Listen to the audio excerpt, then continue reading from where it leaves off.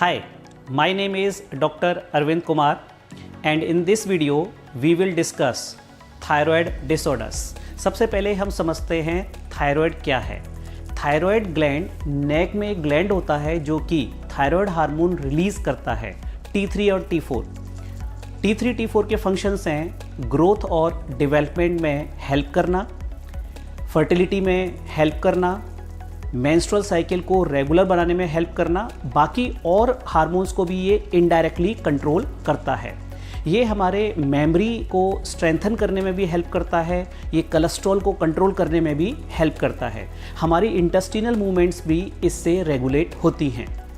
ये दो तरीके का हो सकता है, एक है जिसमें कि हार्मोन्स का लेवल कम हो गया है, उसे हम कहते हैं हाइपोथायरॉयडिज्म, और दूसरा होता है जिसमें कि थायराइड हार्मोन का लेवल्स बढ़ जाता है, जिसे हम कहते हैं हाइपरथायरॉयडिज्म।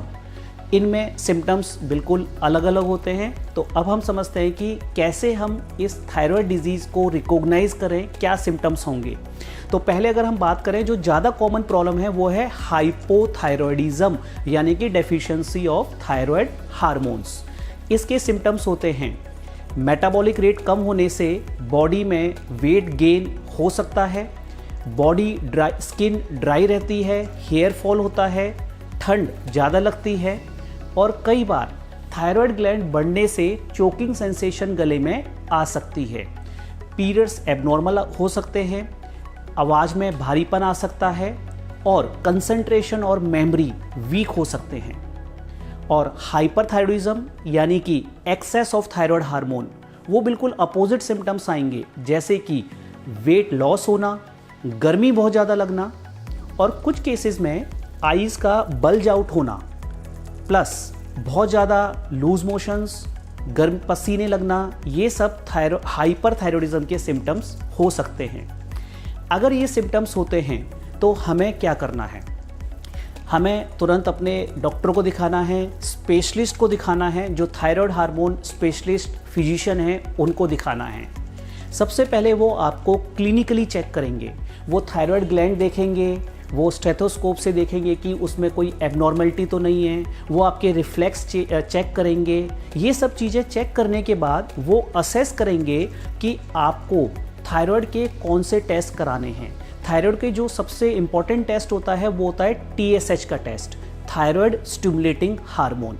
अगर थायराइड हार्मोन डेफिशिएंसी है तो TSH बढ़ा हुआ होगा, और अगर T3 T4 हाई हैं तो TSH लो हो जाएगा। इसके साथ कॉज को आइडेंटिफाई कराने के लिए डिपेंडिंग ऑन कि आपका क्या सस्पिशन था थायराइड हार्मोन डिसऑर्डर होने का, एंटीबॉडी टेस्ट भी कराए जाते हैं।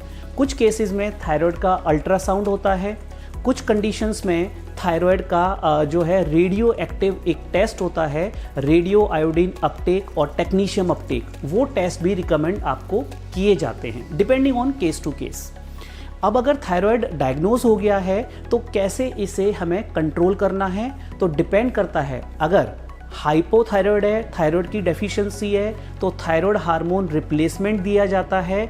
उसके बाद 6 से 8 हफ्ते बाद देखा जाता है कि कितना कंट्रोल में आया है और डोज डिसाइड होती है। अगर हाइपरथायरॉयडिज्म है तो थायराइड हार्मोन को कम करने के लिए मेडिसिन्स भी होती हैं, आयोडीन भी होता है, और अगर बहुत ज़्यादा कंडीशन सीवियर है तो सर्जरी भी कंसीडर की जा सकती है। क्या थायराइड क्यूरेबल है?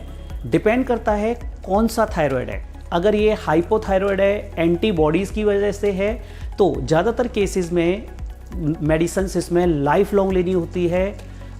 मेडिसिन्स अगर आप ले भी रहे हैं तो कोई साइड इफ़ेक्ट नहीं है, तो उन मेडिसिन्स को आप लाइफ लॉन्ग ले सकते हैं। लेकिन अगर हाइपरथायरॉयडिज्म है तो उसमें मेडिसिन्स कुछ पर्टिकुलर टाइम के लिए चाहिए होती हैं, वो लाइफ लॉन्ग वाला कंडीशन नहीं होता है। इसीलिए आपको अपने डॉक्टर से कंसल्ट करना बहुत ज़रूरी है, ताकि आपको वो समझा सकें कि आपका कौन सा थायराइड है, ताकि आपके लिए मेडिसिन्स एप्रोप्रिएटली आपकी कंडीशन के अकॉर्डिंगली वो प्रिस्क्राइब कर सकें। होपफुली इस वीडियो से आपके कई डाउट्स क्लियर होंगे थायराइड डिसऑर्डर के ऊपर। अगर आपको कोई और डाउट है तो आप हमें कॉन्टैक्ट कर सकते हैं। Thank you.